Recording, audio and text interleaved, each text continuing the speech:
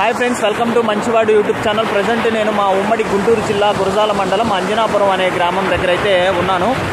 మా గురజాల ఎమ్మెల్యే ఎరపతినేని శ్రీనివాసరావు గారు కూటమి ప్రభుత్వం వచ్చిన తర్వాత 3 నెలలకే కాలువల యొక్క పునరుద్ధీకరణ పనులు అయితే స్టార్ట్ చేశారు. గుర్రపు డెక్కను తొలగించడంతో పంట పొలాలకు సక్రమంగా చాలా స్పీడ్గా నీళ్లు అయితే అందుతూ ఉన్నాయన్నమాట. దేవుడి దయ వల్ల వర్షాలు కూడా మంచిగా పడ్డాయి. అలానే సాగర్ జలాశయంలో కూడా నీళ్లు ఎక్కువగా ఉన్నాయి. దీంతో కాలువలు మంచిగా వస్తున్నాయి. రైతులు 2 పంటలు వేసుకుంటున్నారు. మాగాళ్లలో 40 నుంచి 45 బస్తాలు అయితే పండించారు.